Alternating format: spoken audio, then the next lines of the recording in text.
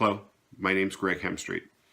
I wanted to talk with you all today about my decision to actually have a fusion of my L4 and L5 spine segments. About half a year ago, I was, for the last several years, I've had kind of a stiff lower back, kind of difficulty climbing in and out of cars, a little bit stiff afterwards, but nothing that I couldn't handle. But then I actually started to lift a bunch of things during the summer. We were preparing to downsize our house, and I did a lot of lifting, and I must have twisted the wrong way when I was carrying some fence posts, and ended up getting a herniated disc as a result of that effort in the summer. And it started out, I didn't know it was my back. It was my hip that was actually hurting. In fact, I had fallen at one point, and I thought that maybe I had actually broken my hip. So we did an MRI of my hip, and there was nothing wrong with my hip. But in doing that MRI, they said you should do another one on the lumbar spine.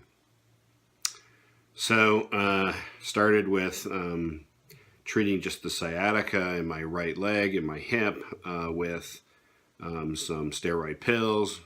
That didn't seem to make a lot of difference. I went to several physiotherapy sessions, and every time I finished one of those, I literally almost cried in my car when I got out of the appointment because I was in so much pain. Could barely walk around. I then we then decided that it was time to have the MRI of my lower back, and confirmed that there was a herniated disc.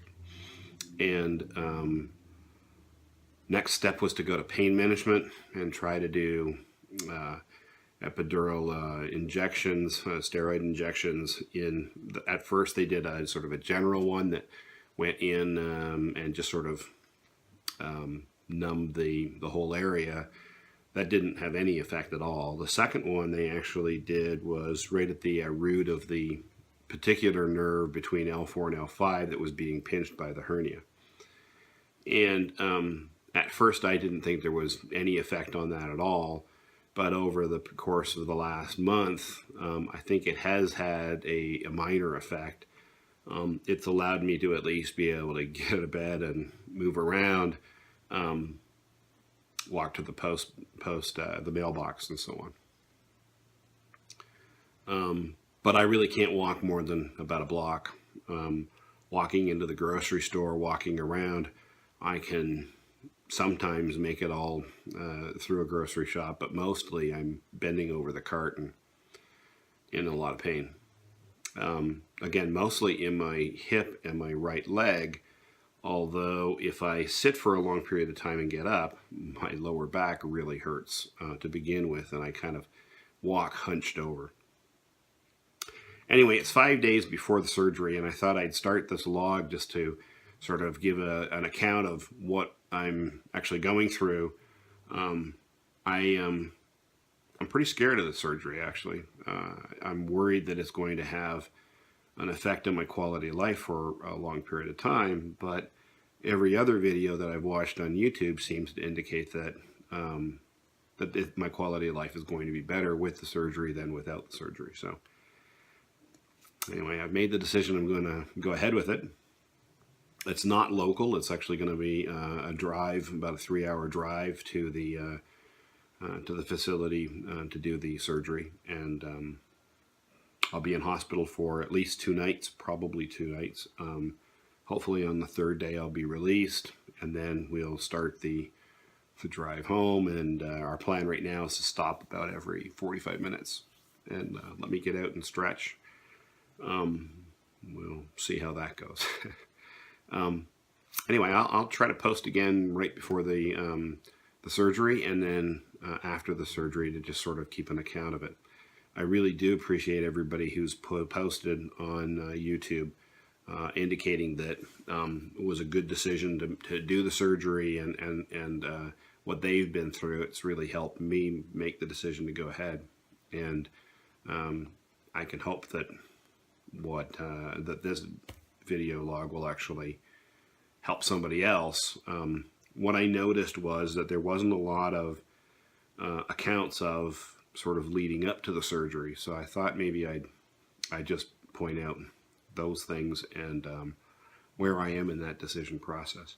I did see a local surgeon. The local surgeon, I didn't mention that I'm not the lightest person around. I weigh about 288 pounds, and they don't, most surgeons don't want to actually do surgery on anybody over 250. So in September, I started to lose weight. I've lost about 14 pounds, and my plan is to lose a pound a week for 80 weeks. So get down to a much healthier weight. I have been a competitive swimmer before, and I still like to swim masters when I can, but I really haven't been able to swim much at all. And that's kind of my sport. That's what I really like to do. Really don't like running, partly because my lower back always hurt. But yeah, we'll see how that all goes. Doctor has told me that I probably won't be able to get back in the water and actually do any exercise for probably 3 to 6 months. So my plan is right now to start by just walking and walk a little bit at a time, move up to being able to swim and be more active. So that's kind of the plan. That's what we're doing. I'm really freaked out over the possibility of having, full open back surgery. We're starting with an XLIF, which is from the side. They go in and try to fuse the L4 and L5.